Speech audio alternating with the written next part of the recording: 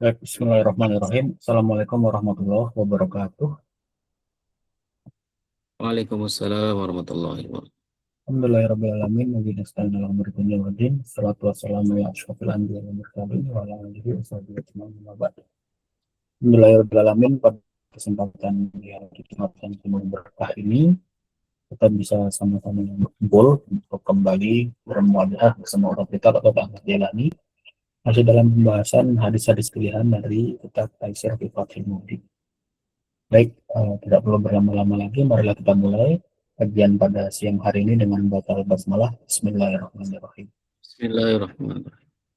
Pada letak jalannya waktu dan tempat yang persilakan kepada Mas Kurniawan. Bismillahirrahmanirrahim. Assalamualaikum warahmatullahi wabarakatuh. Waalaikumsalam warahmatullahi wabarakatuh. Innal hamdalillah nahmaduhu wa nasta'inuhu wa nastaghfiruh wa na'udzu billahi min sururi anfusina wa min sayyiati a'malina. May yahdihillahu fala mudilla lahu wa may yudlil fala hadiyalah. Asyhadu an la ilaha illallah wa asyhadu anna Muhammadan abduhu wa rasuluhu la nabiyya ba'dah. Allahumma inni a'udzu bika an adilla aw dhalla aw azilla aw uzalla aw adlima aw udlama aw ajala jahala alayya. Rabbi shrah li sadri wa yassir li amri wa hlul 'uqdatam min lisani yafqahu qawli. Ikhwani wa akhwati rahimakumullah, alhamdulillah pada siang ini kita bisa berjumpa kembali di kajian rutin kita bersama teman-teman Adrina Village atau Atiralen. Insya Allah kita akan melanjutkan pembahasan kitab kumpulan hadis ya, dan juga ringkasan daripada hadis riwayat Imam Bukhari rahimahullah taala dalam kitab Taisir Fathul Mubdi ya bi syarhi Mukhtasar Az-Zabidi di Syekh Al-Imam Abdullah Ibnu Hijazi Asy-Syarqawi. Kita akan masuk dalam hadis Al-Ishrun, hadis yang ke-20 tentang keutamaan tafaqquh fiddin ya, adlu tafaqquhi fiddin. Jadi keutamaan untuk melakukan tafaqquh. Tafaqquh itu memahami ya, memahami agama kita sendiri, itu agama Islam. Salawat dan salam tak lupa kita curahkan kepada Nabi kita, yaitu Nabi besar Muhammad Sallallahu Alaihi Wasallam. Semoga Allah Subhanahu Wa Taala memberikan taufik kepada kita sehingga kita bisa istiqomah dalam memegang sunnah Rasulullah Sallallahu Alaihi Wasallam, dan juga kepada para keluarga Rasulullah, ya, para sahabatnya, dan juga tentunya kita sebagai pengikut beliau. Semoga Allah Subhanahu Wa Taala mempertemukan kita dengan beliau di surganya nanti. Amin ya Allah ya Rabbal Alamin. Ikhwani wa akhwati rahimakumullah, aku akan mulai bacakan hadis Rasulullah SAW an Muawiyah radhiyallahu anhu. Qala sami'tu Nabiyya sallallahu alaihi wasallam yaqul man yuridillahu bihi khairan yufaqihu fid-din wa innama ana qasimun wallahu azza wa jalla yu'ti walan tazala hadir ummatu qa'imatan ala amrillah la yadurruhum man khalafahum hatta ya'tiya amrullah. Dari Muawiyah radhiyallahu anhu qala, jadi sahabat Muawiyah, nama lengkapnya adalah Muawiyah ibnu Abi Sufyan Sakhar bin Harb al-Umawi. Beliau adalah khalifah pertama daripada kekhilafahan Umawi atau Umayyah. Nama panggilannya adalah Abu Abdurrahman. Beliau masuk Islam aslama zamanul Fath. Jadi Muawiyah bin Abi Sufyan ini masuk Islam ketika Fathul Mekah. Ya, jadi Fathul Mekah beliau baru masuk Islam.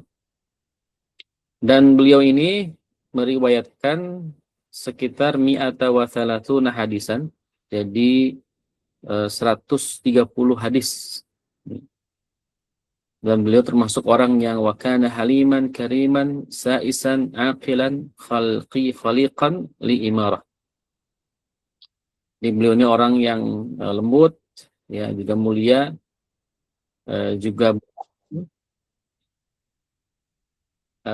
kamil, dan beliau termasuk yang memiliki kedudukan yang sempurna, ya. Beliau wafat pada bulan Rajab di Rajab Sanah tahun 60 Hijriah, dan usianya waktu itu adalah walahu thamanu wa sab'una sanah, 78 tahun. Jadi beliau meninggal di usia 78 tahun. Nah, itulah gambaran tentang perawi hadis, yaitu sahabat Muawiyah radhiyallahu anhu.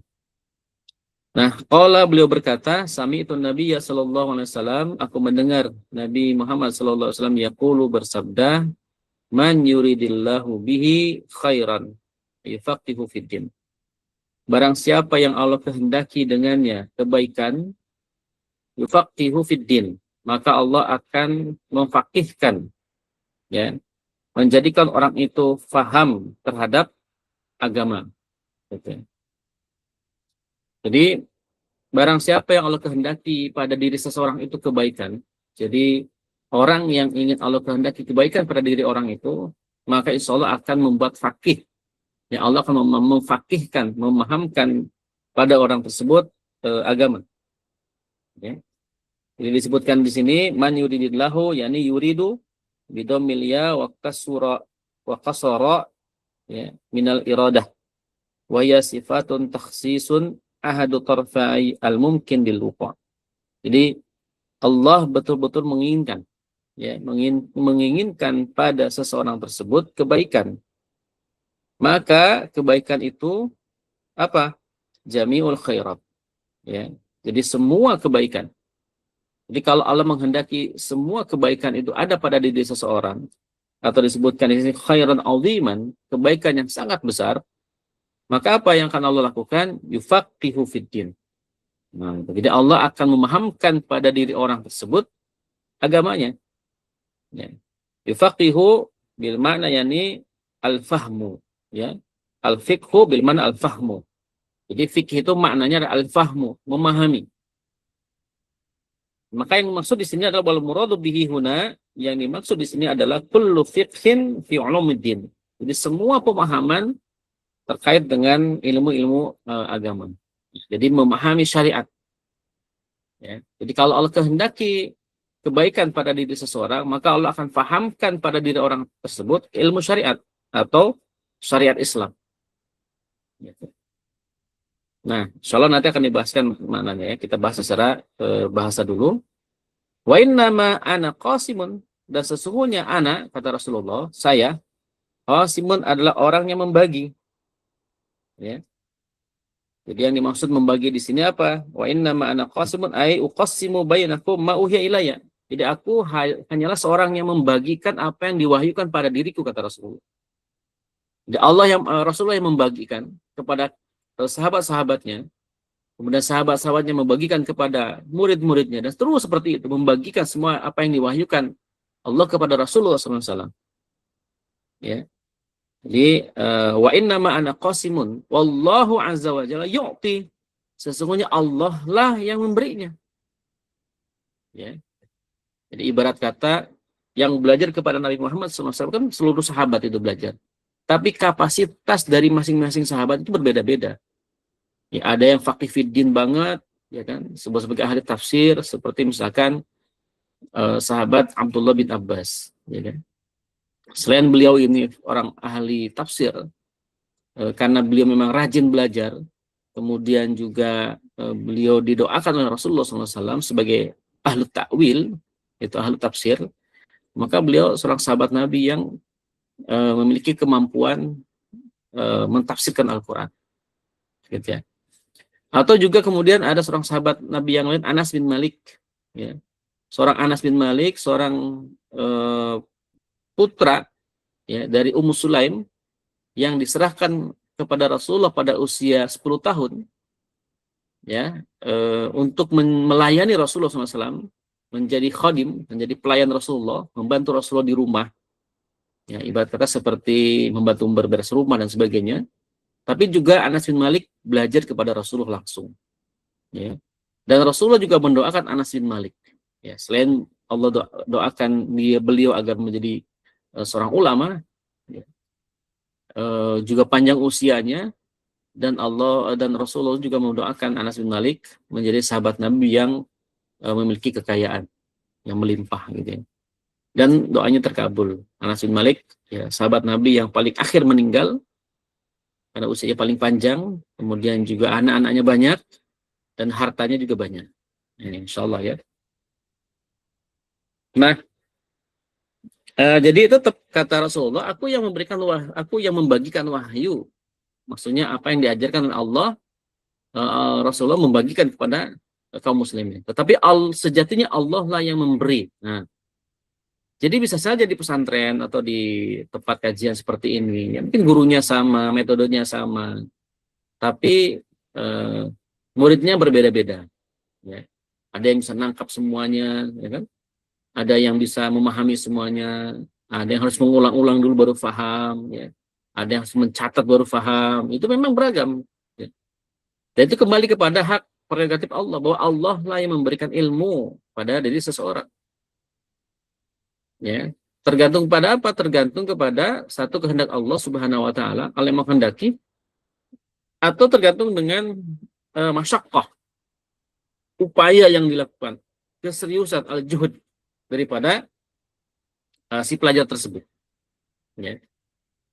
Ada sebuah ungkapan, ya, al-ajru ala qadri masyaqqah, ya, bahwa al-ajru, balasan itu, keuntungan apa namanya ya, balasan ya, itu tergantung kepada masyaqqah, kesulitan yang dihadapi. Makin berat, makin sulit, ya tentu balasannya, pahalanya, ganjarannya makin besar. Tentu juga berkaitan dengan masalah ilmu. Makin serius dia menyimak, makin serius dia betul-betul mengkaji, mendengarkan, bahkan mencatat, maka ilmunya makin banyak. Insya Allah. Itu tergantung, makanya tergantung daripada si pelajar tersebut. Nah, kenapa? Karena dari situlah ada korelasi dengan Allahu Azza wa Jalla yu'ti. Allah lah yang memberikan ilmu itu kepada orang tersebut yang Allah kehendaki. Walan tazalah hadil ummatu qa'imatan ala amrillah. Ya. Dan umat ini akan tetap sampai hari kiamat qa'iman, tegak ala amrillah, berdasarkan kepada perintah Allah. Di umat Islam ini akan tegak selama-lamanya apabila umat Islam ini mengikuti perintah Allah Subhanahu wa taala. Ya. Maksudnya apa? Ala amrillahi, yakni ala dinil haq. Jadi umat Islam ini akan tegak selama-lamanya. Ini menggunakan kata lan. Lan itu sampai hari kiamat. Umat Islam ini akan selama-lamanya tegak sampai hari kiamat. Selama apa? Ala amrillah. Atau ala dinil haq. Selama umat ini berpegang teguh kepada agama yang benar. Ketika umat Islam itu menyimpang daripada agama Islam, maka umat ini tidak akan tegak. Ya. Keadilan tidak akan tegak. Ya. Kebahagiaan sangat tidak akan tegak. Kemakmuran tidak akan ada. Kenapa? Karena umat Islam tidak berpegang teguh kepada agama Islam yang benar. Gitu. Nah ini Rasulullah SAW menggunakan kalimat lan tazala hadil ummah. Umat ini tidak atau akan tetap qa'imatan. Lan itu akan tetap selama-lamanya sampai hari kiamat. Qa'imatan, tegak ala amrillah, di atas ala dinil haq, di atas agama yang benar. Nah, gitu ya. Jadi kuncinya berarti ketika kita ingin menjadi umat yang terbaik kembali sebagaimana tujuan Allah mengeluarkan kita sebagai muslim, ya, atau melahirkan kita sebagai muslim untuk apa? Untuk menjadi khairu ummah. Maka kuncinya adalah kita berpegang teguh kepada agama. Ya, berpegang teguh kepada al-Islam. Berpegang teguh kepada syariat Islam. Ya. Dalam hal apa? Dalam semua aspek kehidupan. Tidak hanya dalam urusan jual beli, tidak hanya dalam urusan ibadah, tidak hanya dalam urusan muamalah, ya, tapi juga dalam semua urusan. Apakah urusan pemerintahan, urusan politik, ekonomi, sosial, ya, semuanya itu harus ala dinil haq, harus di atas agama yang benar, harus di atas Islam. Ya, tidak bisa sepotong-sepotong. Karena antara satu aturan Islam dengan satu aturan Islam yang lain itu saling berkaitan. Ya, tidak bisa kemudian diterapkan sebagian-sebagian. Nah, ketika diterapkan sebagian-sebagian, maka yang terlihat adalah ketimpangan. Kita tidak bisa menerapkan misalkan hudud, jinayat, ya, karena memang negara tidak menerapkan hal itu. Yang kedua juga, hudud jinayat seperti potong tangan, misalnya bagi pencuri, ajam bagi penzina, itu tidak bisa diterapkan secara semena-mena tanpa kemudian penerapan aturan sosial dulu, aturan ekonomi dulu. Karena itu berkaitan. Kan? Nggak bisa kita semata-mata menerapkan hukum potong tangan misalkan bagi pencuri. Karena bisa jadi motivasi pencuri saat ini karena memang ekonomi. Ya. Nah, kalau ekonomi Islam diterapkan, keadilan Islam tegak, ya, kemudian makanan pokok itu dijamin oleh Islam, oleh negara Islam, kemudian juga pendidikan dijamin oleh negara Islam, pendidikan, keamanan, kesehatan itu dijamin dalam pengertian bahwa setiap warga negara itu harus mendapatkan hal ini secara murah atau bahkan mungkin gratis, maka tidak ada alasan bagi siapapun untuk mencuri, kan begitu. Karena sudah terpenuhi semua kebutuhan pokoknya. Nah, ketika ada orang yang mencuri ketika semua kebutuhan pokoknya itu dipenuhi, maka akan ditanya motivasinya apa? Oh, semua kebutuhannya sudah dipenuhi, kok masih mencuri gitu. Maka hukuman potong tangan menjadi layak bagi orang yang memang layak mendapatkannya. Tapi sekarang kan tidak bisa gitu. Karena memang selain negara tidak menerapkan, yang kedua juga orang mencuri karena memang kebutuhan, karena kelaparan, ya kan, karena apa. Jadi inilah yang maksud bahwa penerapan hukum Islam itu tidak bisa sepotong-sepotong, harus kafah. Kenapa? Kan antara satu dengan yang lainnya itu adalah saling berkaitan. Termasuk juga misalkan perzinahan. Na'udzubillah min dzalik. Itu kan terjadi akibat yang banyak gitu. Tidak hanya pendidikan agama yang rendah, kemudian juga konten-konten sosial media ataupun juga media sosial yang lainnya yang terpapar di laptop, di gadget dan lain sebagainya itu terpapar setiap hari. Tidak hanya ditonton oleh orang-orang dewasa tapi juga anak-anak, ya kan? Kemudian juga pergaulan yang tidak baik antar teman-teman mereka dan sebagainya, itu banyak faktor gitu sehingga terjadi perzinahan. Sudah itu tidak ada hukuman yang menjerakkan mereka, ya sudah, jadi sudah komplit sudah.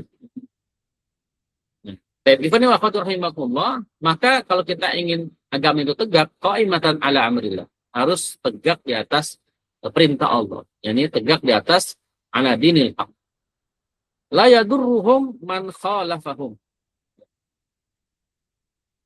dan tidaklah mencelakakan mereka orang-orang yang menyelisihi mereka. Jadi hatta ya'ti amrullah, sampai datang amrullah, ini kiamat. Al-muradu bi amrillah ini yaumul qiyamah. Atau bala Allah, atau bala Allah Subhanahu wa ta'ala. Atau al-muradu bi bala illahi fitnatud dajjal. Ya, atau ini maksud di hatta ya'ti amrullah ini maksudnya adalah bala Allah, balanya Allah. Ya, yaitu apa? Fitnatud dajjal, fitnah dajjal. Ya. Jadi selama Islam itu tegak, ya, maka kemudian tidak akan ada orang yang bisa mencelakakan mereka. Walaupun ada orang yang menyelisihi mereka. Kenapa? Karena agamanya tegak. Ya. Misalkan begini, agama tegak itu maksud agama itu diterapkan dalam kehidupan sehari-hari. Jadi ketika ada orang yang menyelisihi agama itu, ya akan terkena hukuman yang adil, tidak akan mencelakakan mereka, mencelakakan kaum muslimin, mencelakakan umat. Kenapa? Karena sudah ada solusi dalam Islam untuk mengatasi orang-orang yang mencoba untuk menyelisihi agama Islam itu. Sampai kemudian datang Dajjal. Nah, kalau sudah datang Dajjal, nah itu. Ini fitnah yang besar sekali. Bahkan orang-orang yang mungkin beriman pada saat itu bisa saja menyimpang. Memang Dajjal ini para ulama ikhtilaf ya, apakah Dajjal itu sosoknya seperti makhluk atau sebuah sistem gitu. Ada yang mengatakan itu makhluk, itu jenis manusia yang memiliki mata satu. Ada yang mengatakan itu bukan makhluk tapi sistem, sistem yang diterapkan. Bahkan ada yang mengatakan Dajjal itu adalah AI. AI itu Dajjal. Nah, informasi komunikasi itu kan dengan AI itu menjadi sebuah ketergantungan. Ya, sehingga manusia itu bisa saja terpengaruh dengan kecanggihan AI dan sebagainya. Ini memang istilah. Itulah hadis yang bisa disebutkan secara makna bahasa tadi. Nah, lalu kita coba bahas dari sisi syarah wal bayannya. Jadi penjelasan dalam kitab ini. Al-maqsud bil fiqhi fil hadis. Apa maksud fikih dalam hadis? Khassa an uruf al-fiqha bi ilmi al-furu'. Ya. Secara uruf, maksudnya secara kebiasaan bangsa Arab atau ulama-ulama Islam itu al-fiqh, fikih itu dikhususkan dengan ilmu cabang. Nah, jadi fikih itu diketahui secara uruf, secara kebiasaannya, maksudnya secara umum itu sebagai ilmu cabang, ya kan? Ilmu usulnya kan tauhid, misalnya akidah kan ilmu usul. Fikih itu ilmu cabangnya, ya kan? Listinbatihi bil adillati wal andori ad-daqiqah bi khilafi ilmi lughah wa ghairiha. Ya. Itu dengan cara apa? Dengan cara mengistinbat. Mengistinbat itu menggali dalil-dalil, kemudian meneliti dengan sangat mendalam dan detail, ya. Dan ini berbeda dengan ilmu lughah dan ilmu-ilmu yang lainnya. Jadi kalau kita belajar di pesantren itu kan ada ilmu lughah, ilmu bahasa, ada ilmu hadis, ya kan? Ada ilmu fikih, fikih itu ada fikihnya, ada usul fikih misalkan, ada kaidah fikhiyah, gitu kan? Nah, itu kan masuk dalam kategori ilmu fikih.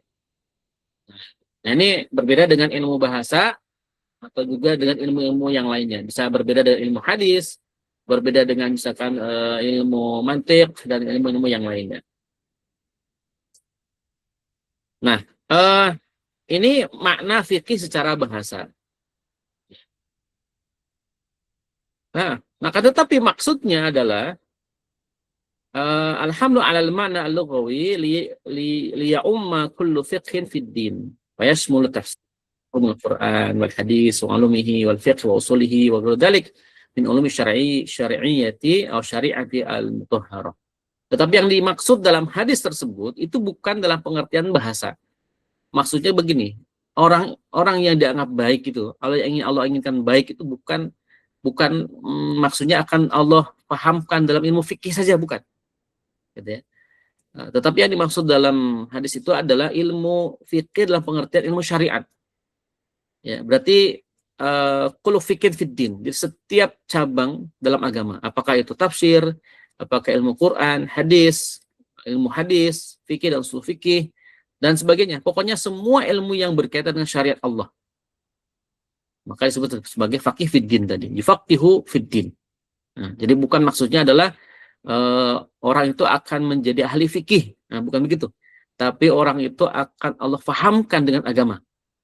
Berarti apa ya? Dia memahami syariat, memahami tafsir, memahami Al-Quran, ilmu Al-Quran, hadis dan sebagainya. Jadi ya, itu maksud daripada al-fikih dalam kalimat yufaqihu fiddin.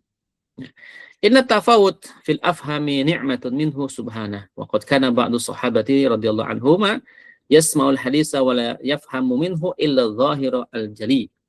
Wa yasma'uhu akhar minhum aw min al-Qur'an aw min al-qarni alladhi yalihum aw mimman ata ba'dahum. Fastanbitu minhu masailu katsirah wa dhalika fadlullahi yu'tihi man yasha' fa huwa Rasulullah sallallahu alaihi wasallam yulqi ma uhiya ilaihi ala hasbi ma sanah lahu wa la yurajjahu ba'dahum ala ba'din Allah yu'ti kala kulla minhum min fahmi ala qadri ma aradallahu ta'ala. Nah, maksudnya bahwa terjadinya perbedaan pendapat berkaitan dengan apa itu maksud fikih di situ, ini merupakan bagian daripada nikmat, ya, nikmat subhanahu wa ta'ala. gitu ya. Sebagaimana ungkapan sebagian para sahabat ketika mendengarkan hadis itu kan tidak difahami secara sama gitu. Ya, secara sama. Para sahabat saja seringkali berbeda pendapat dengan sahabat yang lain, ya. Tetapi selama masih dalam koridor pemahaman yang benar dan metodologi beristimbat hukum yang benar, maka itu dibenarkan oleh Rasulullah SAW. Ya, misalkan satu peristiwa tentang bagaimana para sahabat memahami hadis la yusalliyana hatta bi Bani Quraidah, ya kan. Waktu itu kan para sahabat diutus oleh Rasulullah untuk pergi ke Bani Quraidah.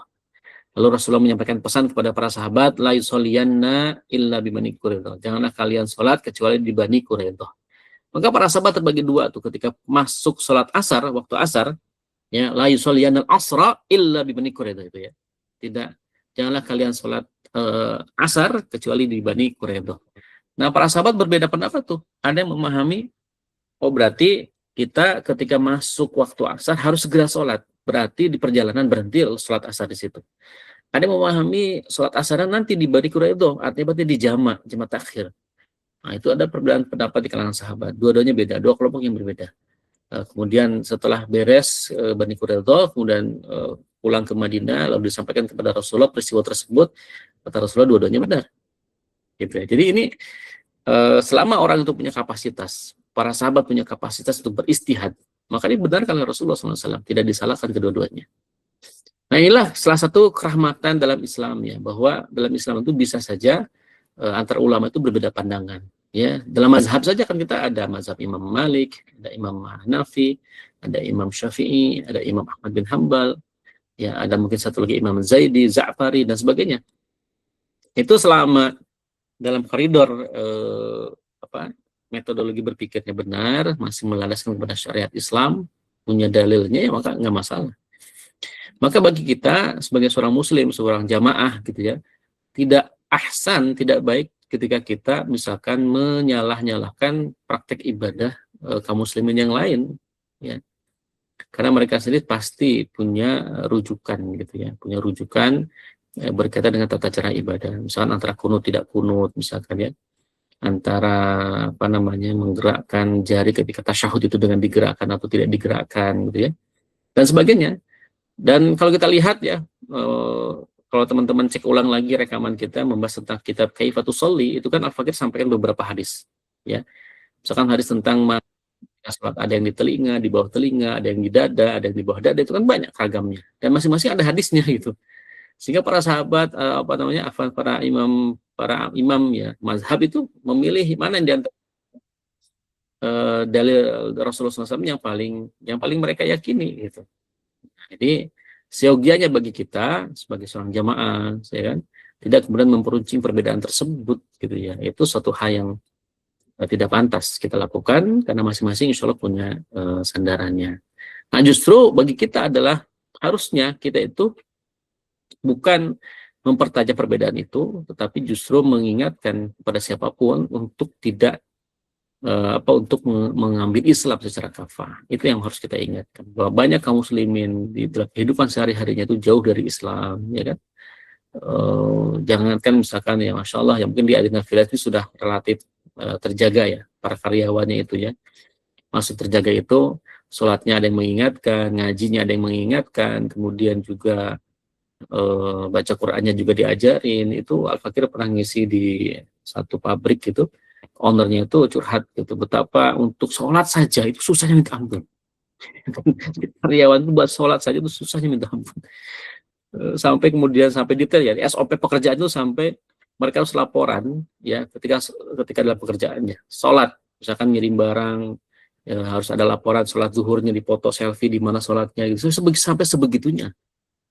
Karena ownernya ini hijrah ya, ownernya hijrah, beliau dulu itu termasuk yang korban riba ya, pernah minjem uang miliaran ke bank, kemudian ikut training masyarakat tanpa riba ya, kemudian beliau mencoba mengajak karyawannya ikut hijrah gitu ya. Itu luar biasa upaya beliau itu, tapi alhamdulillah usahanya berkah sampai berapa cabang gitu ya punya pabriknya itu. Nah, tapi itu mengontrol karyawannya untuk sholat, sampai ada yang protes, susah di sini mah kerjanya harus sholat, harus ngaji. Tapi justru itu bagus gitu. Akhirnya terseleksi itu orang-orang yang tidak mau ikut ritme owner ini, tidak mau misalkan diajak untuk sholat, diajak untuk ngaji, gitu ya, itu udah dikeluarkan aja gitu. Orang sudah diingatkan berkali-kali tapi dia tetap seperti itu. Masya Allah ya. Ini jadi ada loh perusahaan-perusahaan yang memang untuk sholat saja susah itu karyawannya itu. Ini kan berarti kan masih banyak orang-orang yang perlu diingatkan oleh kita yang sudah paham gitu ya. Baik, ikhwani wa akhwati rahimakumullah, itu makna al-fiqhu dalam hadis tersebut ya. Maka kalau kita pahami kembali daripada hadis ini ya, orang-orang yang baik itu berarti tergantung kepada kehendak Allah Subhanahu wa taala. Nah, maksud kehendak Allah di sini tentu bukan sekedar ya, Allah maha berkuasa ya. Allah bisa memilih siapa saja yang Allah ingin orang itu baik atau tidak baik gitu ya. Tetapi harus diiringi dengan apa namanya? Menjemput. Jadi kita sebagai seorang umat ini Allah beri potensi akal, Allah beri potensi gorizah tadayun, jadi naluri beragama, sehingga dengan modal gorizah tadayun, kemudian dengan akal itu ibarat kata Allah sudah memberikan potensi yang namanya hidayah basyariyah. Mungkin ingat ya, kita pernah mengkaji bahwa hidayah itu ada yang mana namanya, pertama adalah hidayah khalqiyah ya. Allah menciptakan potensi akal pada setiap manusia. Allah juga menciptakan potensi gorizah tadayun ya, naluri untuk beragama ya, naluri untuk mentuhankan sesuatu pada setiap manusia. Artinya apa? Itu sudah ada potensi, sudah punya modal untuk menjadi orang yang beragama, modal menjadi orang yang baik gitu ya, orang yang taat sama agama. Jadi fitrahnya itu kalau menciptakan manusia orang-orang yang taat kepada Allah Subhanahu wa taala. Kan begitu ya. Kemudian yang kedua ada namanya hidayah basyariyah. Basyariyah itu artinya busra ya, kabar, atau hidayah irsyadiyah ya, maksudnya hidayah petunjuk dengan diturunkannya nabi, diturunkannya syariat ya, aturan. Kalau dalam zaman Nabi Muhammad berarti kan diturunkannya Nabi Muhammad SAW, diturunkannya syariat Allah, baik Al-Quran ataupun As-Sunnah, ataupun juga ilmu kitab-kitab yang dikaji, yang disusun oleh para ulama, para sahabat dan sebagainya. Itu kan irsyad, ya, petunjuk. Jadi Allah sudah munculkan semua petunjuk kehidupan, mana yang baik, mana yang buruk, itu semua dalam wahyu Allah Subhanahu wa taala yang berwujud dalam bentuk Al-Qur'an dan As-Sunnah, yang kemudian ada pada para ulama, para guru, para asatid, para dai gitu. Ini kan irsyadiyah. Nah, sehingga manusia dengan akalnya tadi dan juga ada dorongan untuk beragama harusnya connect gitu. Ya, connect itu maksudnya gini, ketika orang itu mendapatkan siraman rohani atau kajian, harusnya dia itu masuk dalam hatinya, masuk dalam akalnya, harusnya begitu. Nah, ini kan sudah ada potensi begitu, sudah Allah berikan hidayah. Nah, yang ketiga adalah hidayah itu taufik. Ketika orang itu ya sudah menggunakan potensi yang Allah berikan dengan ikut kajian, mencerna, menyimak, kemudian juga ikut petunjuk yang disampaikan oleh kajian itu, kemudian dia berusaha untuk menjadi orang yang taat, maka Allah berikan taufik. Taufik itu apa? Taufik itu kemudahan manusia untuk taat pada Allah. Ya, taufik itu begitu. Misalkan dia dimudahkan untuk bertemu guru yang benar, dimudahkan untuk bisa memahami, dimudahkan untuk bisa bergabung dengan komunitas kebaikan dan sebagainya, itu kan taufik. Taufik itu kan adanya kesesuaian antara apa yang diinginkan oleh manusia dengan apa yang Allah berikan. Kan wafaqa yuwafiq bahasa Arab kan, taufiqan. Taufik itu kan berarti ada kesesuaian. Ya, ada kesesuaian antara yang memberi dengan yang diberi gitu. Jadi orang itu layak mendapatkan hidayah gitu kira-kira. Ya, kenapa orang itu layak? Karena orang itu berusaha untuk menjadi layak mendapatkan hidayah. Maka Allah berikan hidayah itu kepada orang tersebut gitu ya. Nah, ini tiga hidayah ini itu dilakukan oleh manusia. Dua yang terakhir diupayakan oleh manusia. Yang pertama Allah berikan secara gratis ya, artinya itu tidak ada peran manusia sama sekali. Hidayah itu khalqiyah tadi, potensi akal dan yang baik, kemudian juga gorizah tadayun tadi. Nah, sedangkan yang dia itu irsyad ini juga dari Allah dalam pengertian bahwa itu Allah berikan kepada para nabi dan sebagainya. Nah, baru yang ketiga itu adalah hidayah taufik, itu juga dari Allah Subhanahu wa taala. Jadi hidayah dalam konteks begini memang semuanya dari Allah Subhanahu wa taala. Tetapi harus ada upaya diri kita untuk melayakkan. Nah, sehingga kita berhak mendapatkan taufiknya Allah Subhanahu wa Ta'ala. Jadi peran manusia untuk mendapatkan hidayah itu dari sisi bahwa dia harus melayakkan saja sebenarnya. Ada upaya untuk mencari, menjemput, mengkaji, memahami, mengamalkan, dan sebagainya. Dari ikhwani wa akhwati rahimakumullah, itulah hadis yang pertama, man yuridillahu bi khairan yufaqihu fid din. Kemudian wa inna ma'ana qasibun wallahu azza wa jalla yu'ti. Ya, kalimat yang kedua itu bahwa Nabi saja menyatakan aku itu hanya yang membagikan wahyu ini. Berarti kita pun juga sama. Al-Fakir ya hanya sebagai penyampai saja. Ya, penyampai ilmu, penyampai apa yang Al-Fakir fahami kepada teman-teman. Tapi wallahu azza wa jalla yu'ti. Tapi Allah lah seyogianya yang memberikan ilmu itu kepada teman-teman di sini. Ya. Ya, Al-Fakir tidak tahu, ya mungkin teman-teman sedang apa di kajian ini, ada yang mungkin menyimak, ada yang mungkin sambil bekerja, ada yang mungkin sambil ngapain, tapi sejatinya Al-Fakir sudah punya hujah di hadapan Allah, bahwa Al-Fakir sudah menyampaikan apa yang Al-Fakir pahami. Kemudian teman-teman mengamalkan itu lebih baik lagi. Dan itu semuanya dikembalikan kepada teman-teman, dan nanti Allah akan memberikan ilmu itu kepada teman-teman. Dan kalimat yang ketiga, walan tazala hadil ummatu qa'imatan ala amrillah. Jadi umat ini akan terus selama-lamanya tegak sampai hari kiamat, ya, ketika umat ini ala amrillah, ya, ala dinil haq, selama umat ini berpegang teguh kepada agama yang benar, menjalankan kehidupannya sesuai dengan perintah Allah Subhanahu wa Ta'ala, dan meninggalkan seluruh larangan Allah Subhanahu wa Ta'ala. Nah, maka selama umat ini seperti itu, la yadurruhum man khalafahum, ya, tidak akan ada yang mencelakakan mereka, ya, walaupun ada orang-orang yang menyelisihi mereka. Ya, apakah orang-orang yang menyelisih itu kan ada dari sesama muslim, ya, ada orang munafik, ada orang kafir dan sebagainya, ya. Hatta ya dia amrullah, sampai kemudian datang kiamat, atau disebutkan dalam hadis ini adalah fitnatud dajjal, gitu ya. Kalau sudah datang kiamat, sudah datang fitnah dajjal, maka disitulah akan teruji keimanan daripada umat Nabi Muhammad Sallallahu Alaihi Wasallam. Hadis ini diriwayatkan oleh Imam Bukhari. Nah, ikhwani wa akhwati rahimakumullah, kita lanjut kembali kepada hadis yang kedua, ya, yang berkaitan dengan al-amru bitaysir wa nahyu anit ta'sir. Ya, jadi perintah untuk memudahkan dan larangan untuk menyulitkan. Nah, ini seru ya hadisnya, sebenarnya pendek tapi bagus, ya. An Anas bin Malik radhiyallahu anhu anin Nabi sallallahu alaihi wasallam qala yassiru wa la tu'assiru wa basyiru wa la tunaffiru, gitu ya. Jadi Anas bin Malik, semoga Allah meridhai beliau, dari Nabi sallallahu alaihi wasallam bersabda, yassiru, mudahkanlah oleh kalian, wala tu'assiru, janganlah mempersulit. Jadi ini perintah Rasulullah. Jadi Rasulullah SAW memerintahkan kepada kita umatnya untuk senantiasa memudahkan urusan orang lain. Jangan bikin sulit. Jadi berkata nggak boleh kita punya kaidah selama bisa bikin sulit kenapa harus mudah. Nah, itu kan keliru, ya. Harusnya kan selama bisa bikin sudah, selama bisa dibikin mudah kenapa harus susah, gitu kan. Nah, jadi kita harus berusaha mempermudah urusan orang lain, gitu ya. Ya, mempermudah di sini tentu bukan menyepelekan, ya. Mempermudah di sini tetap harus sesuai dengan ketentuan, gitu ya. Tapi kemudian kita cari cara yang paling mudah, ya. Apalagi dalam urusan idarah itu kan dalam urusan administrasi, kadang-kadang kan administrasi suka bikin jelimet, gitu kan. Harusnya yang begitu dipermudah saja, ya.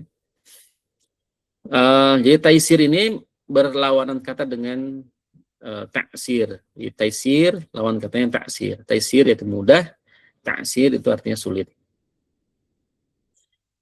Bahkan dikatakan taksir itu tasdid. Ya, tasdid itu ya syadid, ya, jadi ketat banget, gitu. Nah, jadi dalam urusan seperti ini, maka kita harus mempermudah urusan. Nah, kita lihat apa nih maksud dengan taksir, kemudian taisir. Nah, hadzal hadisum min jawami'il kalam, ya, min jawami'il kalim, listimalihi ala khairi dunya wal akhirah. Jadi ini berkaitan dengan urusan dunia juga urusan akhirat. Ya. Berarti permudahlah dalam urusan dunia juga dalam urusan akhirat. Jangan mempersulit dalam urusan dunia, juga dalam urusan akhirat. Lianad dunya darul a'mal wal akhiratu darul jaza. Karena dunia itu adalah sebagai negeri untuk beramal, tempat beramal, sedangkan akhirat adalah tempat untuk dibalas, balasan. Fa'amara Rasulullah SAW fima yata'allaqu bidunya bitaisir. Maka Rasulullah memerintahkan berkaitan dengan apa yang berkaitan dengan dunia itu dengan kemudahan. Wa fima yata'allaqu bil akhirati bil wa'di bil khair wal ikhbar bis surur. Sedangkan yang berkaitan dengan akhirat itu dengan apa? Dengan janji. Ya, dengan apa, ancaman, dengan janji, ya, dengan balasan kebaikan, dan juga dengan kegembiraan. Ya, berarti kalimat berikutnya harus dilanjutkan dulu, ya. Jadi yassiru wala tu'asiru di dalam urusan dunia, basyiru wala tunafiru ini dalam urusan akhirat.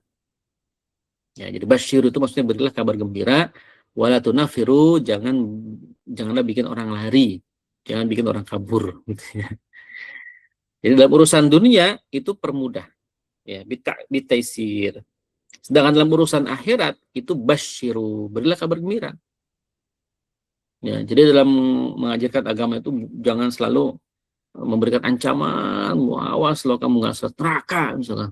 Awas kamu nggak puasa nanti kamu kena apa namanya azab. Wah, makanya film-film kayak azab kubur itu serem juga. Jadi bikin orang takut jadinya. Ya, wah Islam itu agamanya serem juga ya, gitu.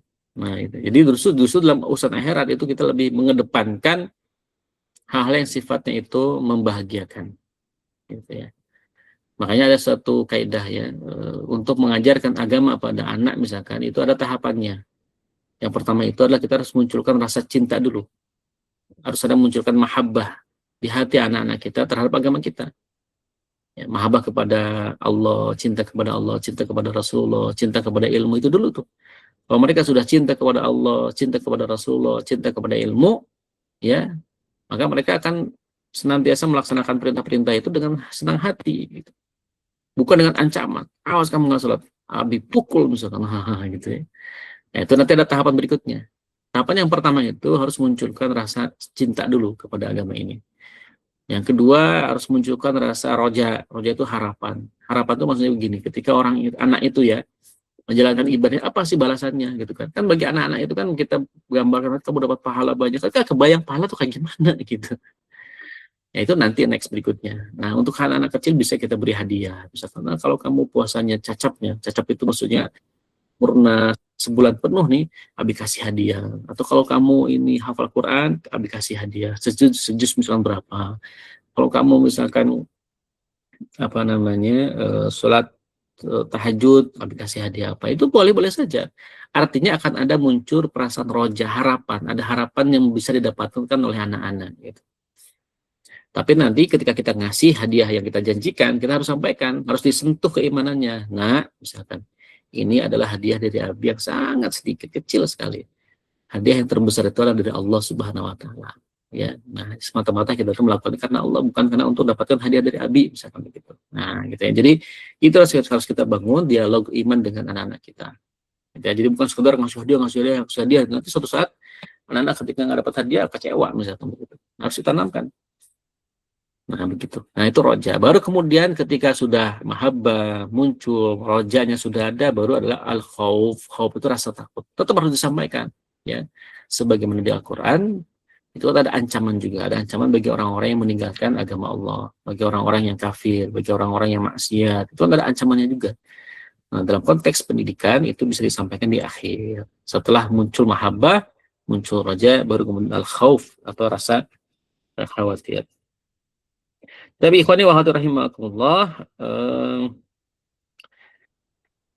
tahqiqan likaunihi rahmatan lil alamin fid darain. Ya, untuk merealisasikan bahwa agama Allah itu rahmat lil alamin, ya. Itu rahmat bagi lil alamaini malah disebutkan. Rahmat bagi dua alam. Ya, fid daraini atau rahmatan alamin fid daraini. Ya, rahmat bagi sekalian alam dalam dua tempat. Maksudnya apa? Di dunia juga sebagai rahmat, di akhirat juga sebagai rahmat, gitu.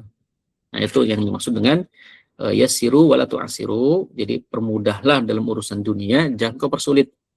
Ya. Basyiru, berilah kabar gembira, wala tunafiru, dan jangan bikin orang kabur dalam urusan akhirat. Jadi kalau kita mau nasihatin orang gitu ya, jangan kita kasih ancaman dulu. Ya, nah, harus dikasih basyiru, kabar gembira. Dan ikhwani wa hati rahimakumullah, itu ya kira-kira yang bisa disampaikan dalam dua hadis ini. Kita lihat pendek memang hadisnya, tetapi itu bisa membuat kita bersikap baik ya, dengan bersikap proporsional atau bersikap adil berkaitan dengan apa yang harus kita lakukan dalam urusan dunia dan apa yang harus kita lakukan dalam urusan akhirat, gitu ya. Baik, masih ada waktu, satu lagi hadisnya. An Abdullah ibni Amrin, an Abdullah ibni Amr ibn al-As radhiyallahu anhuma qala sami'tu Rasulullah sallallahu alaihi wasallam yaqulu innallaha la yaqbidu al-ilma intiza'an yantazi'uhu minal ibad walakin yaqbidul ilma biqabdil ulama hatta idza lam yubqi aliman ittakhadhan nasu ru'usan juhala fasu'ilu fa'aftau bi ghairi ilmin fadallu wa adallu. Alhamdulillah min dzalik ya. Ini dari Abdullah ibni Amr bin al-As. Jadi Abdullah bin Amr bin As. Jadi putra sahabat Amr bin As. Namanya Abdullah. Jadi pada zaman itu memang zaman anak-anak dikasih nama Abdullah. Ya. Ini kenapa bisa semuanya rata-rata sama, ada Abdullah bin Abbas, ada Abdullah bin Umar, ada Abdullah bin Amr bin As, ada Abdullah bin Zubair ya, ada Abdullah bin Umar. Nah, itu. Ini zamannya Abdullah. Ini karena ada hadis Rasulullah SAW pada waktu itu, sebaik-baik nama itu diberi nama Abdullah atau Abdurrahman. Maka banyak tuh anak-anak sahabat dikasih nama Abdullah. Ini salah satunya. Nah, berkata Abdullah bin Amr bin As radhiyallahu anhuma, ya, semoga Allah meridhai keduanya, baik meridhai Abdullah dan juga meridhai Amr bin As. Sami itu Rasulullah SAW, aku mendengar Rasulullah SAW yaqulu, bersabda, innallaha la yaqbidu. Ya. Sesungguhnya Allah tidaklah mengambil atau menggenggam al-ilma, suatu ilmu, intiza'an, ya, satu kali cabut. Ya. Yantazi'uhum minal ibad, yang Allah cabut daripada ilmu tersebut dari hambanya. Jadi Allah tidaklah mengambil ilmu secara sekaligus. Nah, berarti ilmu itu senantiasa akan hilang. Maksud ilmu di sini ilmu syariat, ilmu Islam, ilmu agama. Nah, jadi ilmu agama itu suatu saat akan Allah cabut, tetapi tidak sekaligus dicabutnya dari seorang hamba. Walakin yaqbidul ilma, tetapi Allah akan mencabut suatu ilmu tersebut biqabdil ulama, dengan mengambil atau mewafatkan ulamanya. Makanya kalau ada ulama yang wafat, kita harus merasa sedih, karena saking banyak ulama yang meninggal, berarti makin banyak ilmu yang hilang. Gitu. Nah, jadi Allah tidak mencabut ilmu dari seseorang itu sekaligus dicabut, gitu ya. Tetapi Allah mencabut ilmu itu dengan cara mewafatkan ulama. Hatta idalam yubqi aliman, sampai tidak tersisa sedikit pun seorang pun daripada aliman, orang yang alim. Nah, ulamanya sudah Allah wafatkan semua, sampai tidak tersisa sedikit pun daripada para ulama itu. Ya, inilah kenapa sih kita tuh harus menghormati, memuliakan gitu ya, menyayangi para ulama. Ya karena itu, ya dari lisan-lisan mereka, dari ilmu-ilmu mereka lah umat ini terjaga. Gitu. Selama masih ada ulama, insya Allah dunia itu masih bisa terselamatkan lah ya. Tapi kalau ulamanya sudah banyak yang wafat, naudzubillah min dzalik, itu tanda-tanda sudah mau mendekati kiamat. Idza lam yubqi aliman, sampai tidak ada tersisa, tidak satu pun tersisa seorang yang alim, seorang yang mengerti, atau seorang pun ulama. Ittakhadhan nasu ru'usan juhala, sampai-sampai orang-orang itu mengambil pendapatnya para pimpinan yang juhal, yang bodoh. Ya. Karena tidak ada lagi ulama, kemudian orang-orang mengambil pendapatnya pimpinan yang bodoh, yang tidak punya ilmu. Ya. Karena sebenarnya kan sejatinya orang yang belajar itu, thalabul ilmi itu kan tujuannya dua ya. Jadi thalabul ilmi ini tujuannya dua, ingat-ingat ya. Yang pertama adalah izalatul jahl. Ya, jadi kenapa kita harus menuntut ilmu? Karena untuk menghilangkan kebodohan. Ya. Jadi agar kebodohan itu hilang, maka belajar, ya, menuntut ilmu. Ya. Kemudian tujuan yang kedua adalah untuk menghidupkan ihya syariat, ya, untuk menghidupkan syariat. Karena dengan menuntut ilmu lah kita jadi faham hukum syariat, mana yang haram, mana yang halal, mana yang mubah dan sebagainya. Ya, kalau tidak ada orang yang belajar, tidak ada orang yang berusaha menjadi aliman, berarti kebodohan akan kemana-mana. Kebodohan itu tidak akan hilang, akan muncul orang-orang yang bodoh. Ya. Dan juga syariat tidak akan hidup, akan mati. Kenapa? Karena orang bodoh. Ya, para pimpinan-pimpinan yang bodoh, yang memberi fatwa-fatwa yang sebagainya. Bahkan disebutkan di sini fasu'ilu, orang-orang itu bertanya kepada pimpinan yang bodoh tadi, fa'aftau bighairi ilmin, maka para pimpinan dari ru'usan juhal ini memberikan fatwa tanpa ilmu. Kalau itu terjadi fadallu, maka mereka akan sesat, wa adallu, dan menyesatkan. Kalau sesat dirinya sendiri, tapi kalau adallu menyesatkan juga orang lain. Tidak hanya dirinya yang sesat, orang lain pun ikut sesat gara-gara dia. Nah, hati-hati makanya. Makanya di zaman penuh fitnah sekarang ini banyak orang-orang yang tidak punya ilmu tapi dijadikan sebagai pimpinan. Ya kan banyak itu. Bahkan tadi Fakir ngobrol sama tamu ya dari pesantren tetangga, beliau bilang banyak sekarang itu orang-orang yang seperti kiai, seperti ustadz punya pesantren, tapi sebenarnya mereka nggak punya ilmu katanya. Sehingga muncul pelecehan, ya kan lagi marak deh. Pesantren-pesantren ada pelecehan, seksual dan sebagainya. Bahkan ada yang mau bilang ini, sampai dikasih gelar syekh misalkan ya. Padahal tidak ada riwayat belajar di Al-Azhar. Kan biasanya orang disebut syekh itu kalau dia punya riwayat belajar di Al-Azhar. Ya. Al-Azhar Syarif, ya, satu di situ disebutnya lulusannya disebut syekh. Ini nggak ada sama sekali, tapi disebut syekh misalkan. Sehingga mudah-mudahan sih bukan ya, tapi terjadi kasus lah ya di situ. Sampai saat ini lagi diproses. Ini naudzubillah menjadi. Semoga Allah menjaga kita semua. Ya. Di fitnah itu bisa ke siapa saja. Ya. Jadi kalau fasu'ilu, mereka bertanya atau mereka ditanya para ru'usan juhala tadi, ditanya oleh orang-orang, fa'aftau, mereka berfatwa bi ghairi ilmin, tanpa ilmu. Ya. Fadallu, maka mereka akan sesat, wa adallu, dan juga menyesatkan orang lain. Ya. Masyaallah, ya, subhanallah. Ya, baik. Nah, apa yang dimaksud dengan la yaqbidul ilma intiza'an? Maksudnya adalah bimuhwihi, ya, min sudurihim. Wal maksud bil ilmi huna al ilmu syar'i. Jadi yang dimaksud dengan yaqbidu, Allah tidak akan mengambil al ilmu syariat. Yaqbidu itu maknanya adalah menghapus.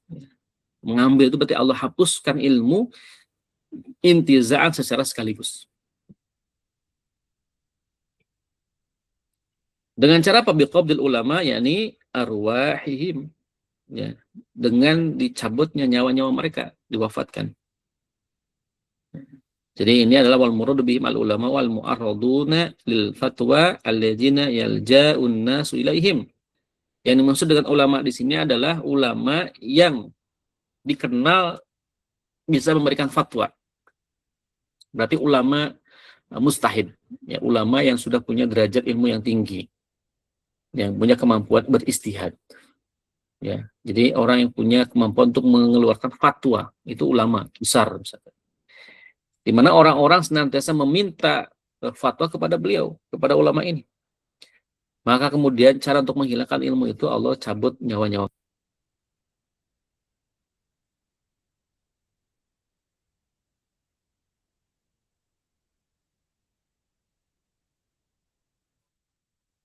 Nah, jadi Allah cabut ilmu dari para ulama ini dengan cara mewafatkan mereka. Gitu ya. Hatta idzalam yubqi aliman minal ibqa, ay hatta idlam yubqillahu ta'ala aliman wa fi nuskhihi yabqa. Ada yang mengatakan yabqa, walam yabqa. Idzalam yabqa aliman, bisa juga dibaca idzalam yubqi aliman. Maksudnya adalah Allah tidak menyisakan seorang alim tadi, seorang guru, seorang ulama yang bisa mengeluarkan fatwa, dihilangkan. Nah, sekarang juga kan banyak ya, sudah banyak ulama-ulama yang punya kapasitas ilmu, tetapi tidak ya apa sudah wafat. Ya, ilmunya tinggi, ya, tapi tidak sudah bisa memiliki beristihad gitu ya, tapi diwafatkan Allah Subhanahu Wa Taala. Berarti banyak ilmunya yang hilang. Ya. Baik, kita lihat penjelasannya. Kaifiyatu naqsil ilmi wa qabdihi. Ya, bagaimanakah ilmu itu berkurang dan hilang. Jadi akhbar Nabi sallallahu alaihi wasallam fi hadzal hadis anna ma yakunu min naqsil ilmi wa qabdihi. Innahu laisa bi mahwihi minal sudur walakin bi mauti hamalatihi. Jadi cara Allah menghilangkan ilmu itu bukan cara menghapuskannya dari dada-dada manusia, tetapi dengan cara mewafatkan para pengembannya. Pengemban ilmu itu para ulama tadi. Maka wattakhadhan nasu ru'usan jawhala fatahkumuna fi dinillahi bi araihim. Kemudian orang-orang karena sudah tidak ada lagi ulama yang mampu mengeluarkan fatwa, maka orang-orang minta fatwa kepada para pimpinan-pimpinan yang bodoh tadi. Maka pimpinan yang bodoh tadi itu, para pemimpin yang bodoh tadi senantiasa menghukumi ya agama Allah dengan pandangan mereka. Wa yaftuna fihi bi jahli. Mereka memfatwa sesuatu urusan dengan kebodohan mereka. Waqad ja'at akhbaru min al-kitab wa sunnah wa ghayruha anna mautal ulama'i naquddu fid din. Naqussu fid din wa alamatu li ululil bala'i. Nah, itu dia. Jadi dalam hadis yang lain disebutkan kematian para ulama itu bisa menghilangkan agama dan sebagai tanda datangnya al-bala. Jadi ulama itu betul-betul penting. Sebagaimana Allah Subhanahu wa taala berfirman, "Awalam yarau anna na'til arda nanqusuha min atrafiha." Gitu. Qala ata wa jamaah naqussuha yakni naqussuha bi mautil ulama wa dhahabul fuqaha. Yang dimaksud dengan hilangnya dunia ini adalah dengan hilangnya atau meninggalnya para ulama dan hilangnya para fuqaha. Bahkan disebutkan oleh Ibnu bin Mas'ud ya radhiyallahu anhu, mautul alim sulmatun ay musibatun fil Islam. Jadi meninggalnya seorang alim itu adalah musibah dalam Islam. Nah, jadi meninggalnya seorang alim itu adalah musibah dalam Islam. La yasudduha syai'un, dan tidak ada yang bisa menghalanginya. Ala falailu wan nahar ya. Sepanjang malam dan juga siang, sepanjang pergantian siang dan jadi mautnya ulama itu adalah musibah. Maka pentingnya kita di sini terus ya mencari para alim, ya mencari guru-guru untuk kita bisa belajar dengan mereka-mereka. Ya. Dan ikhwani wa akhwati rahimakumullah, demikian ya pembahasan 3 hadis kita pada kali ini. Mudah-mudahan bermanfaat. Silakan bagi teman-teman yang mungkin ingin mendiskusikan sesuatu atau mempertanyakan sesuatu. Tafadhal Mas. Baik, jazakumullah khairan Ustaz atas penjelasan materi pada kesempatan siang hari ini. Afwan, mungkin videonya bisa dimatikan lagi Ustaz. Tadi ada beberapa sesi terganggu untuk ini transmisinya gitu ya. Baik, kita sudah sampai ke sesi tanya jawab. Silakan, masih ada waktu 10 menit sebelum asar. Saya buka pertanyaan untuk 2 orang petanya. Silakan bisa ketik langsung di kolom chat ataupun open mic untuk bertanya langsung kepada Ustadz.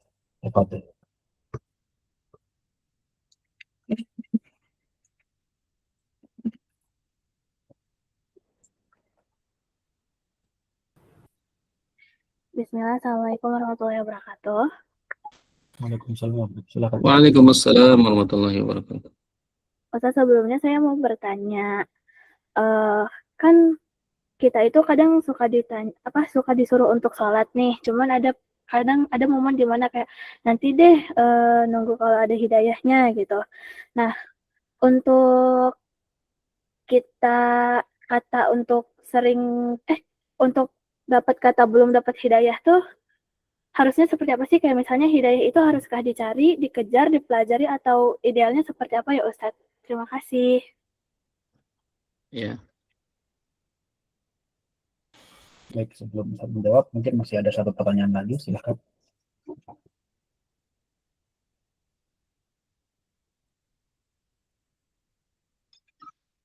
Assalamualaikum. Waalaikumsalam, Pak Samsuri. Waalaikumsalam. Pak Sam, Masya Allah. Ustaz, Gimana minal kabarnya Pak aidin Sam? wal faidin, Ustaz. Sama-sama Pak Samsuri. Mohon maaf Allah lahir minta. dan batin untuk Ustaz dan seluruh warga grup pengajian Adrena Village. Sehat Ustaz ya, Sama Pak sehat Sam. selalu ya. Alhamdulillah Pak Samsuri. Aduh, kangen sama Pak Sam nih saya nih. Kayaknya harus main ke sana deh.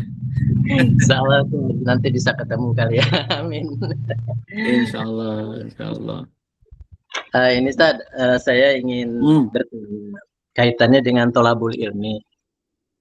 Dulu waktu sekolah madrasah, saya tuh dapat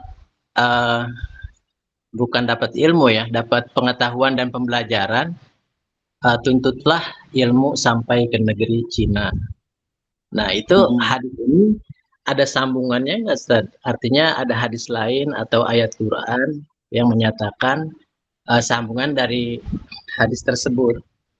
Karena kan kalau logika saya gitu ya, bukan logika saya kan artinya kok nuntut ilmunya sampai ke negeri Cina sih? Memang ada apa di Cina gitu kan? Kalau menurut saya sebagai orang awam, Cina kan rata-rata non Muslim Ustaz ya. Kaitannya dengan apa yang disampaikan tadi, bahwa tujuan tolabul ilmi adalah yang pertama agar kita tidak agar kita mendapatkan ilmu Ustaz ya. Yang kedua agar mengenal ilmu syariat. Nah artinya dari hadis tersebut kenapa ya Rasulullah SAW menganjurkan umatnya untuk menuntut ilmu sampai ke sana, tidak ke misalkan yang banyak alim ulamanya, misalkan ke Indonesia atau ke negeri samudera atau ke Arab lah misalkan seperti itu. Nah itu mungkin ada rahasia yang saya belum tahu Ustaz, untuk bisa disingkap dari makna hadis tersebut. Itu aja Ustaz. Terima kasih. Assalamualaikum warahmatullahi wabarakatuh. Waalaikumsalam warahmatullahi wabarakatuh. Fadil Ustaz, silakan untuk dijawab dua pertanyaan. Yang pertama berkaitan dengan hidayah ya. Tadi dijelaskan di sela-sela kajian bahwa hidayah itu ada tiga ya. Yang pertama adalah hidayah khalqiyah. Jadi maksudnya manusia itu sebenarnya sudah punya potensi kebaikan dengan adanya akal. Dengan akal itu kan dia bisa mikir ya, bedain mana yang salah, mana yang benar. Kemudian yang kedua adanya gorizah. Gorizah itu naluri keagamaan. Naluri untuk jadi orang baik itu ada pada setiap manusia. Ya, artinya naluri untuk mencari agama, mencari Allah, mencari kebenaran itu ada pada diri setiap manusia. Itu namanya hidayah khalqiyah. Ini siapa yang menciptakannya? Allah Subhanahu wa taala memberikan itu kepada setiap manusia. Jadi sudah fitrahnya begitu semua ada, gitu ya. Kemudian yang kedua ada namanya hidayah irsyadiyah tadi. Di hidayah petunjuk yang berasal dari Al-Quran dan As-Sunnah. Mungkin ada kajian, pengajian, kemudian nasihat teman, gitu kan. Itu hidayah tuh. Itu hidayah yang diberikan Allah melalui lisan-lisan manusia. Ya kan, bisa melalui Nabi dulu ketika Nabi Adam misalkan. Kemudian oleh para ulama, para ustadz, para da'i, atau mungkin teman-teman yang menasihati dia, itu kan hidayah tuh. Hidayah itu berarti sudah bisa untuk diambil. Nah memang ketika hidayah itu ada di hadapan dia, pilihan untuk mengambil hidayah itu atau tidak itu pilihan manusia itu sendiri. Gitu. Jadi pilihan manusia apakah mau ngambil hidayah itu atau tidak gitu. Nah manusia inilah yang kemudian punya pilihan apakah dia mengambil hidayah atau tidak. Berarti hidayah itu apa? Dijemput. Bukan menunggu hidayah, ditunggu, saya mah belum dapat hidayah, nggak mau sholat dulu, saya mah belum dapat hidayah, nggak mau pakai jilbab dulu, misalkan, sama hati saya aja masih suka ngomongin nggak benar, misalkan, hati saya masih suka hasad, nggak mau pakai kerudung dulu, misalkan, itu satu hal yang sangat berbeda. Dan pengertian begini, memakai kerudung itu hal lain, menata hati juga hal lain. Sholat itu adalah hal lain, kemudian hidayah itu juga hal lain. Jadi masing-masing punya tujuannya gitu. Jadi Allah mewajibkan setiap manusia untuk sholat, setiap muslim untuk sholat, atau setiap muslim untuk mengenakan jilbab itu tidak melihat orang itu apa namanya, siap atau tidak siap, atau orang itu apa namanya, hatinya itu masih benar atau enggak, tidak melihat lisannya itu masih bisa dibenar atau tidak. Tapi perintah itu sudah dibebankan kepada setiap muslim bagi orang yang sudah balik gitu. Nah, jadi hidayah itu bukanlah ditunggu, tetapi harus dijemput. Nah, itulah kapan dijemputnya? Itu ketika datang hidayah itu ke hadapan dia, bisa melalui nasihat orang, bisa melalui kajian, bisa melalui misalkan hatinya misalkan terasa ingin dekat dengan Allah, itu kan hidayah tuh. Karena ada gurizah tuh, ada naluri untuk mendekat kepada Allah gitu. Harusnya dia langsung ambil posisi itu, langsung jemput hidayah itu dengan segera gitu. Jangan dibiarkan, jangan dinanti-nanti. Khawatir ketika dia nanti mengambil hidayah itu, ya hidayah yang ketiga nggak dapat. Apa tuh hidayah ketiga? Hidayah ketiga adalah hidayah taufik. Di hidayah taufik itu apa? Hidayah yang Allah berikan kepada setiap orang yang ingin mendapatkan hidayah. Jadi taufik itu kan tuntunan bagi siapapun yang ingin mendapatkan hidayah. Itu taufik tuh. Misalkan kemudahan dia untuk dekat dengan orang-orang baik, ya kan? Kadang-kadang begini. Allah itu suka memberikan satu petunjuk misalkan, ya, misalkan lagi jalan, ya naik kendaraan umum, ya kan? Tiba-tiba lihat ada pesan di mana gitu ya, di TV kereta misalkan yang mengingatkan tentang aqimus sholat, salatlah kalian, atau mungkin ada pelang-pelang yang mengajak kita untuk berpuasa. Itu kan petunjuk semua tuh. Jadi bukan kebetulan kita tuh melihat itu gitu. Itu berarti kan cara Allah untuk memberikan petunjuk kepada setiap manusia. Nah, tinggal bagaimana kita bisa mengambilnya atau tidak mengambil hal itu. Ketika kita mengambil, maka Allah kasih beri taufik tuh, kemudahan untuk kebaikan yang selanjutnya, hidayah yang berikutnya. Tapi ketika dia nolak, ketika ada kebaikan ketika ada hidayah dia tolak lagi, ketika ada hidayah dia tolak lagi, makin banyak dia nolak, makin jauh daripada hidayah itu. Makin banyak dia nolak, makin jauh daripada taufiknya Allah. Nah, ketika dia sudah banyak nolak, dia sudah mau menerima lagi, tidak mau menerima lagi petunjuk nasihat dari siapapun, dia khawatirkan hatinya menjadi gelap. Ketika hatinya sudah gelap, maka siapapun yang ngasih nasihat sama dia akan tertutup. Maka Allah akan hukum dia dengan apa? Dengan kenikmatan dia untuk bermaksiat. Na'udzubillah min dzalik. Kalau sudah nikmat kita maksiat, itu bukan nikmatnya, itu hukuman dari Allah itu. Hukuman Allah kepada orang yang ketika Allah kasih hidayah berbagai macam cara itu, dengan tadi itu kajian, dengan nasihat di jalan, dengan tulisan-tulisan yang mungkin mengarahkan dia untuk kepada kebaikan, tapi dia tidak mengambil itu semua, Allah hukum dia dengan dia menikmati kemaksiatan itu. Na'udzubillah min dzalik. Makanya ketika ada hidayah harus segera kita ambil.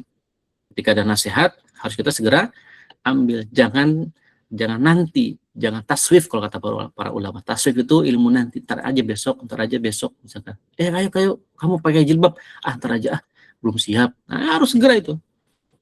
Ya, yang namanya syariat itu harus disegerakan.